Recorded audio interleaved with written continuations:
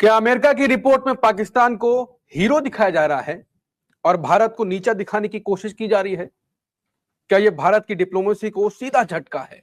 और सबसे बड़ा सवाल, पीएम मोदी अब भी खामोश क्यों हैं? आज हम बात करेंगे उस अमेरिकी रिपोर्ट की जिसने भारत की कूटनीति पर सवाल खड़े कर दिए और राजनीतिक गलियारों में हलचल भी मचा दी है। कांग्रेस सांसद जयराम रमेश ने कहा कि US China economic and security review commission की रिपोर्ट को भारत के लिए गंभीर झटका बताया है। पहलगाम आतंकी हमला, रिपोर्ट इसे इंसर्जेंट अटैक कहती है। ऑपरेशन सिंदूर, रिपोर्ट कहती है पाकिस्तान को सैन्य बढ़त मिली। और चीन इस पूरे तनाव में अपनी सैन्य ताकत परखता रहा। और इन सब के बीच पीएम मोदी की चुप्पी। और हां, जब ये रिपोर्ट आई उसके बाद सऊदी में ट्रंप ने एक और बयान दे दिया और बयान में ट्विस्ट भी था। ट्विस्ट क्या था कि पीएम मोदी का कॉल आया, हमने कहा कि 350% टैरिफ लगाएंगे, यानी कि धमकी दी। युद्ध फिर खत्म हो गया। इसके बाद भी पीएम मोदी, अब सवाल खड़े होते हैं कि पीएम मोदी चुप क्यों है? क्या पीएम मोदी की इस चुप्पी से अब भारत का अपमान हो रहा है? कांग्रेस चिल्ला रही है, अब बोलिए ये ज्यादा हो गया है। तो चलिए आज की चर्चा में हम जानेंगे क्या ये रिपोर्ट सिर्फ एक डॉक्यूमेंट है या भारत की विदेश नीति के लिए एक बड़ी चेतावनी भी है? क्या भारत को आधिकारिक विरोध करना चाहिए? और क्या ये सच में हमारी कूटनीतिक स्थिति को कमजोर करता है? आशुतोष सर, कई महीनों से चर्चा चल रही है, लेकिन अब रिपोर्ट भी बता रही है और सीधे कह रही है कि पाकिस्तान को सैन्य बढ़त, भारत पीछे। अंकुर, मुझे इस रिपोर्ट को देख के किसी तरीके की कोई हैरानी नहीं है और मुझे शायद उम्मीद थी कि कुछ इसी तरीके की रिपोर्ट अमेरिका की तरफ से आएगी। ये जो रिपोर्ट है, जिस रिपोर्ट के बारे में आपने जिक्र किया, US China economic and security review commission, ये एक तरीके से कह सकते हैं अमेरिका का एक ऑफिशियल दस्तावेज है, एक आधिकारिक औपचारिक दस्तावेज है। और इसमें दो बातें जो बहुत महत्वपूर्ण है और जिस पर लगता है कि भारत सरकार को वाकई में चिंतन भी करना चाहिए, सोचना भी चाहिए और इसके बारे में अमेरिका से अपना प्रोटेस्ट भी दर्ज कराना चाहिए।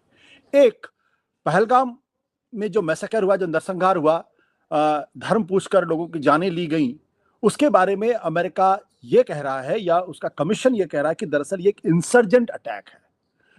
इंसर्जेंट अटैक का मतलब ये हुआ कि दरअसल जो भारत पाकिस्तान के ऊपर आरोप लगा रहा था कि पाकिस्तान के द्वारा स्पॉन्सर्ड या पाकिस्तान के द्वारा प्रेरित या पाकिस्तान के द्वारा समर्थित जो नरसंहार था, उस थ्योरी को ये पूरी तरीके से खारिज करता है और ये पूरी तरीके से ये बताने की कोशिश करता है कि दरअसल कश्मीर के अंदर जो पृथकतावादी ताकतें हैं, जो आतंकवादी ताकतें हैं, ये उनके द्वारा किया गया एक हमला था।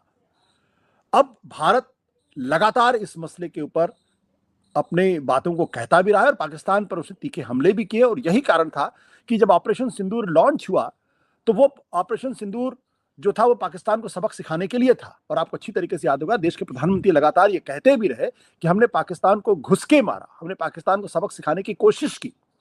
अब अगर ये इंसर्जेंट अटैक है और अगर भारत सरकार इस रिपोर्ट को मान ले या इससे सहमति जता दे तो भारत सरकार की जो पूरी नीति थी, भारत सरकार का जो पूरा पक्ष था, वो एक तरीके से अंडरमाइन हो जाता है।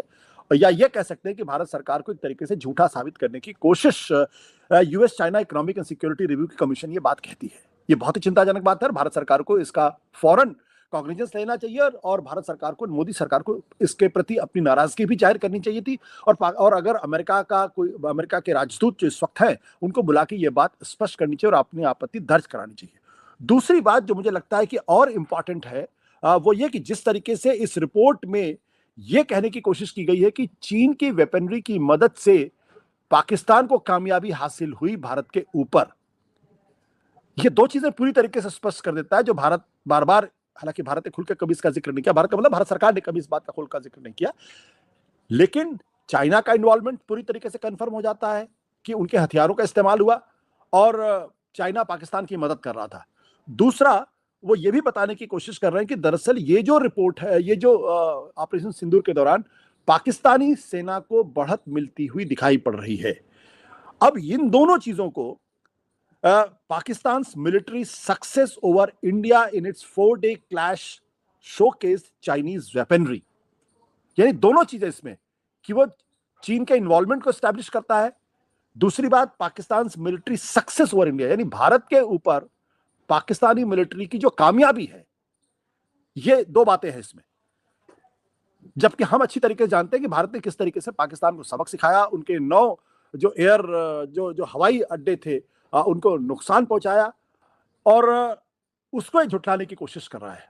अगर ये इस बारे में अगर भारत चुप रहेगा तो ये इतिहास में दस्तावेज होगा, दर्ज होगा, और भारत जब भी इतिहास में इसके बारे में रिसर्च की जाएगी तो बार बार यही बात खुलकर सामने आएगी। अगर कोई अमेरिकन जर्नल्स के माध्यम से बात करने की कोशिश करेगा या अमेरिकन आर्काइव्स के बारे में कोई रिसर्च करने की कोशिश करेगा और ऑपरेशन सिंदूर पर अगर कोई थीसिस लिखने की कोशिश करेगा तो उसमें यही बात खुलकर सामने आएगी कि जो अमेरिकी सूत्र है, जो अमेरिकी रिपोर्ट ये कहती है कि दरअसल पाकिस्तान भारत के ऊपर भारी पड़ा था और उसका बड़ा कारण ये था कि चीन का उसमें सहयोग था।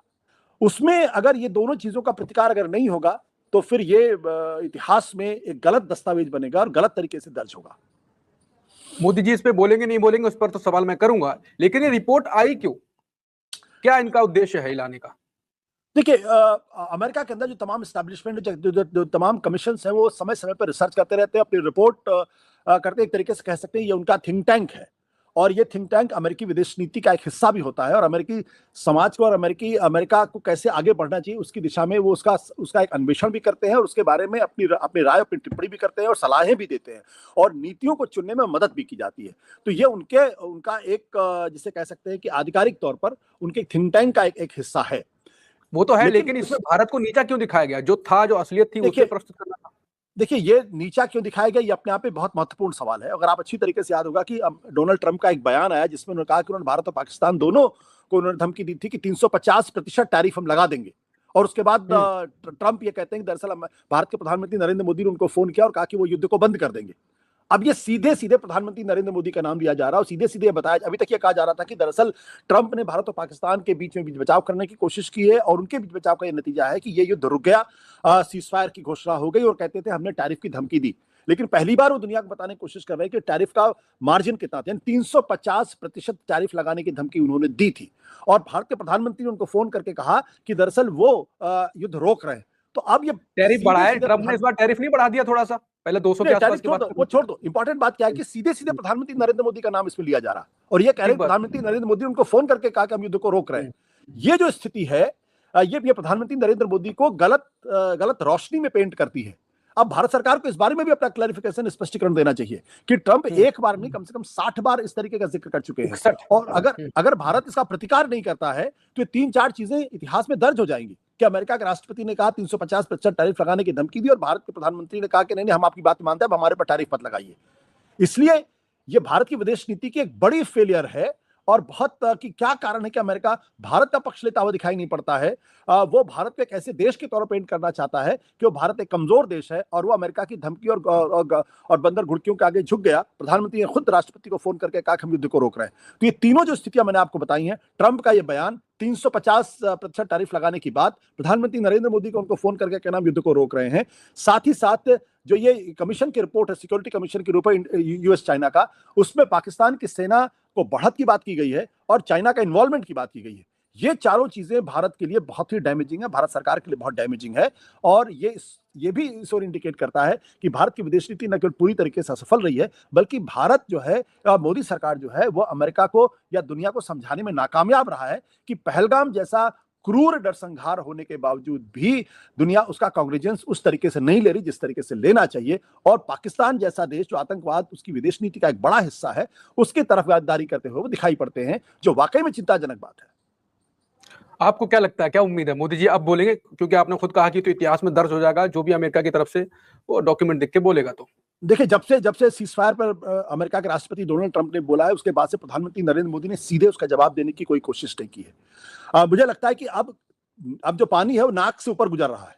अगर अब भी नहीं बोलेंगे तो फिर उनकी कमजोरी को दर्शाएगा और जो भारत ने बार बार कहा है कि पाकिस्तान में घुस के मारा, वो पूरी की पूरी थ्योरी अपने आप में एक तरीके से गलत साबित हो जाएगी। इसलिए जरूरी है कि प्रधानमंत्री नरेंद्र मोदी खुद खुलकर सामने आए और खुद इस बात का जवाब दें कि जो सारी बात इस रिपोर्ट में कही गई है ये मनगढ़ंत रिपोर्ट है और ये रिपोर्ट अगर पाकिस्तान को बढ़त की बात करती है, इसका मतलब ये है कि कहीं ना कहीं भारत की गलत तस्वीर पेश करने की कोशिश की जा रही है जो तथ्यों पर आधारित नहीं है, जो बेबुनियाद है और भारत इसको पसंद नहीं करता है और भारत इसको एक तरीके से सिरे से खारिज करता है। लेकिन मैं फिर कह रहा हूं कि ये एमईए या विदेश मंत्रालय के अधिकारियों के द्वारा अगर इसका प्रतिकार होगा तो उसका कोई असर नहीं पड़ेगा। भारत के विदेश मंत्री बोलेंगे तो भी इसका कोई असर ज्यादा पड़ने वाला नहीं है। इस पर तो प्रधानमंत्री को ही जवाब देना चाहिए और कड़ाई से, मजबूती के साथ जवाब देना चाहिए।